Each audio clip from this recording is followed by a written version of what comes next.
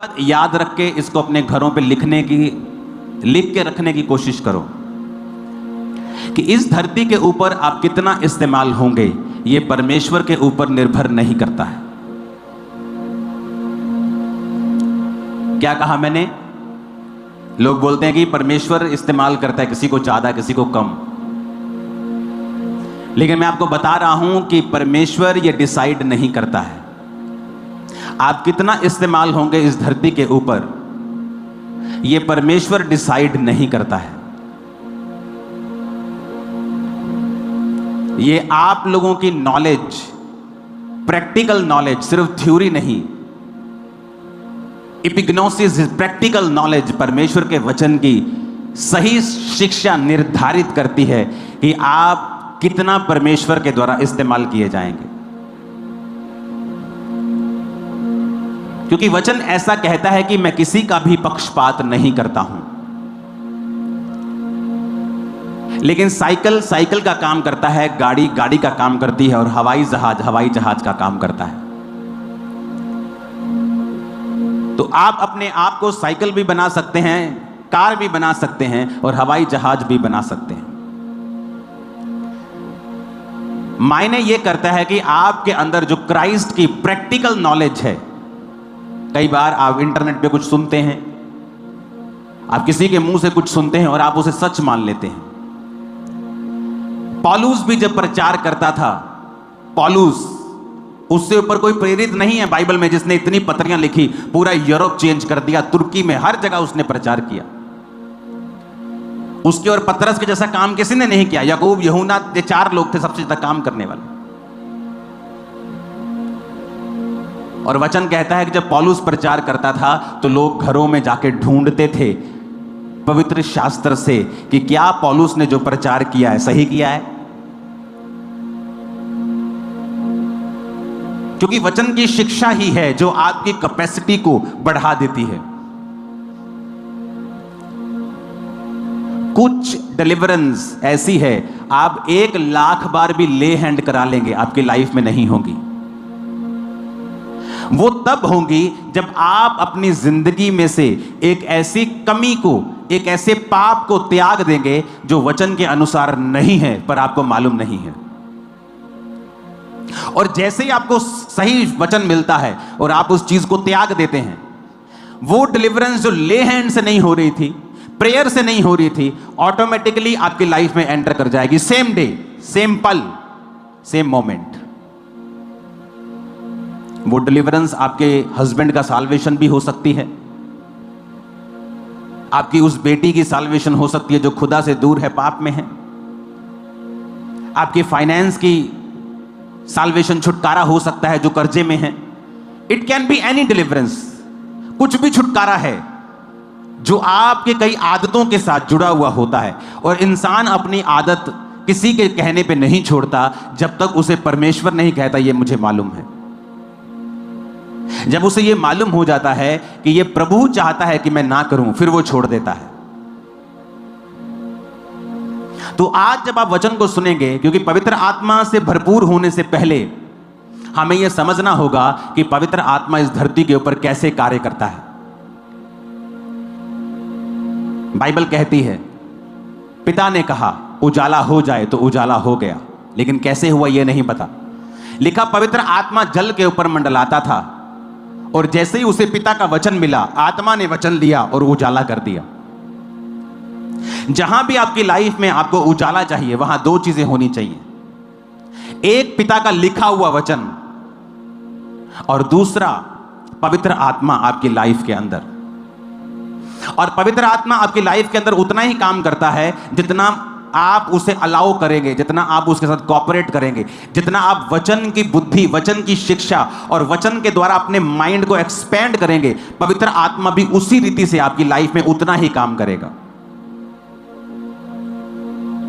तो पवित्र आत्मा से भरने से पहले आपको पवित्र आत्मा की शिक्षा भी होनी चाहिए, और आप पवित्र आत्मा के कामों के प्रति ओपन होने चाहिए।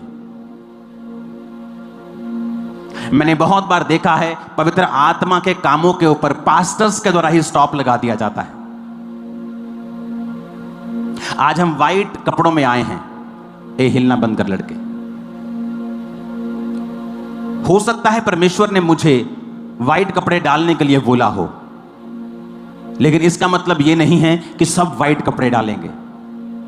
लेकिन मैं उस डॉक्ट्रिन को जो मुझे पर्सनल मिली है लोगों के ऊपर थोप दूंगा, तो मैं पवित्र आत्मा के कामों को रिस्ट्रिक्ट कर देता हूं। बहुत सारे लोग हैं जो मेकअप के खिलाफ हैं, ओवर मेकअप के खिलाफ है चर्च। ओवर मेकअप, लेकिन अगर आप फॉरेन में चले जाएंगे तो नॉर्मल लेडीज मेकअप करती, लेकिन हो सकता है आपको किसी जन को परमेश्वर ने मेकअप करने को मना कर दिया हो, लेकिन उसको किया है, दुनिया को नहीं किया है। अपनी पर्सनल शिक्षा को आप दुनिया के ऊपर थोप नहीं सकते हैं। एक अन्य जाति औरत जो परमेश्वर में आई है, अगर वो बिना मेकअप के व्हाइट सूट डाल ले तो इमेजिन करो वो उस अन्य जाति घर में कैसी लगेगी, और क्या उसके उस प्रभाव को, उस रूप को देखकर क्या उसका बाकी घराना परमेश्वर में आएगा? नहीं, वो उसको पागल समझेगा। तो परमेश्वर ने कहा है ऐसा कोई भी कार्य मत करो जिससे मेरे काम में रुकावट हो। पुराने नियम में जब परमेश्वर ने अपने दास मूसा को चुना, तो मूसा के जैसा सामर्थ्य पुराने नियम में आपको कोई दिखेगा नहीं।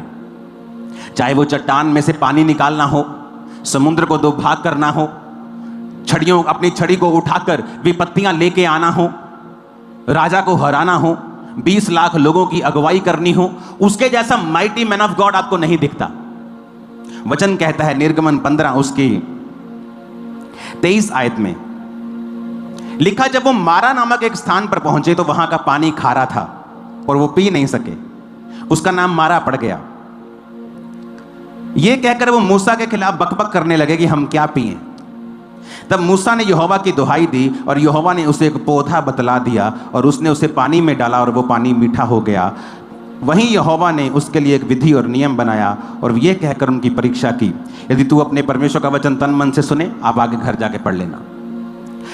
अब यहां पर मूसा है, कोई आम विश्वासी नहीं है जिसको पास सामर्थ नहीं है, छड़ी नहीं है, अथॉरिटी नहीं है, वरदान नहीं है, गिफ्ट नहीं है।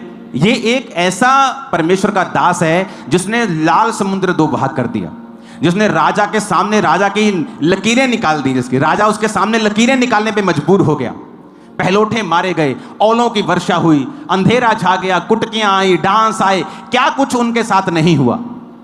इतना माइटी मैन ऑफ गॉड परमेश्वर के सामने प्रार्थना करता है और परमेश्वर उसे क्या कहता है, इस गंदे पानी में, इस खारे पानी में मैं तुझे एक पौधा बदलाता हूं, ये पौधा इसमें डाल देना और पानी मीठा हो जाएगा।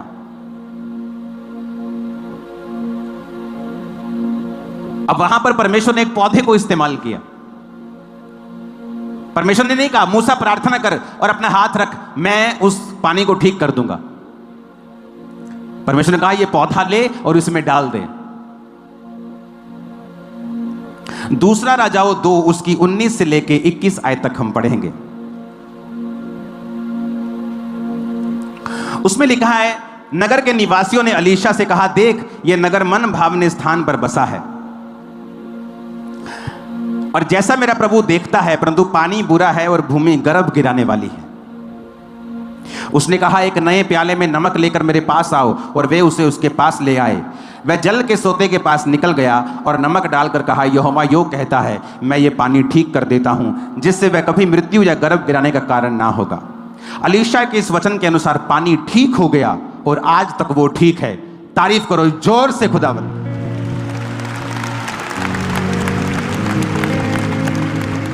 अब कौन था Alisha? Another mighty man of God, नदी को 2 भाग करने वाला, बड़े बड़े मिरेकल्स करने वाला, मुर्दों को जिंदा करने की सामर्थ्य उसके अंदर थी। और उसको उसके लोग कहते हैं ये पानी बहुत बुरा है, खारा है। तो जब हम पानी पीते हैं तो लेडीज का अबॉर्शन हो रहा है, मिसकैरेजेस हो रहे हैं। उसने कहा एक नए प्याले में नमक लेके आओ।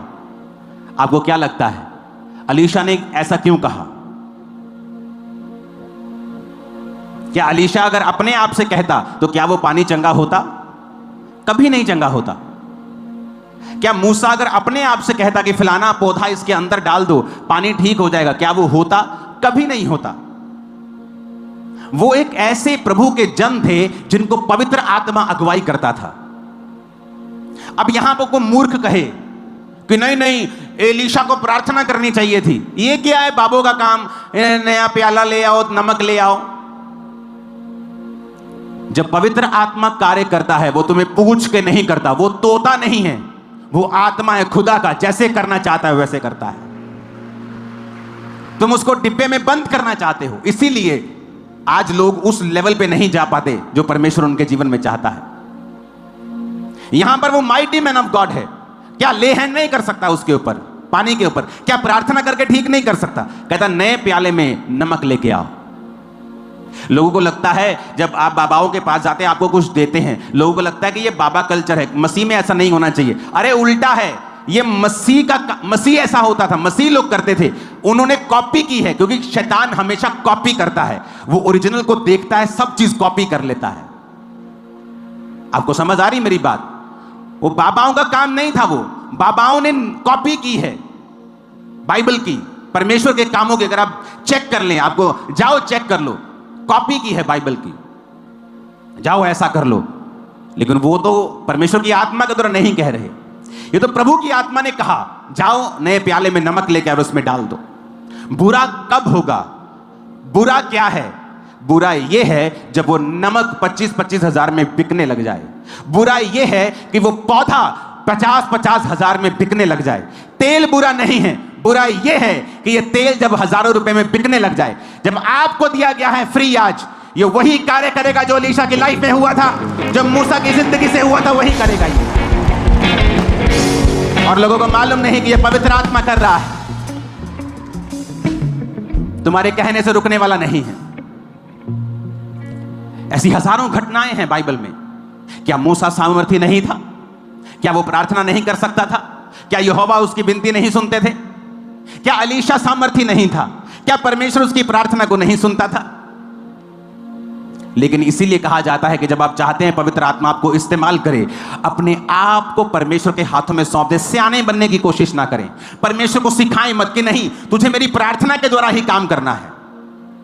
उससे सियाने मत बने, परमेश्वर उसके सामने बच्चे बने और अलाउ करे होली स्पिरिट को कि वो किस तरह से आज आपको इस्तेमाल करता है। आप किसी के घर में जा रहे हैं सुसमाचार प्रचार करने, हो सकता है आप बड़े सरमन सोच के गए हों, लेकिन जब आप वहां पे पहुंचे, अगर पवित्र आत्मा के जन हैं, पवित्र आत्मा हो सकता है आपसे बोले कि नहीं, इससे प्रचार की बात मत कर, इससे बिजनेस की बात शुरू कर। आप उससे बिजनेस की बात शुरू करते करते कैसे वो प्रचार के रूप में आप बाद में उसे चेंज कर देंगे, और कैसे पवित्र आत्मा उसको छू लेगा और आप वचन से उसे ऐसी शिक्षा दे देंगे उसको मालूम भी नहीं होगा और वो मसीह में आ जाएगा। ये पवित्र आत्मा का काम है। लेकिन उसके लिए आपको खुला रखना पड़ेगा अपने आप को कि होली, आज लोग समझते हैं अपने आप को सियाने, अपने आप को मूर्ख समझो। पवित्र आत्मा के हाथों में अपने आप को दो ताकि वो कैसे काम करता है। बाइबल देखो, बाइबल भरी भरी पड़ी है।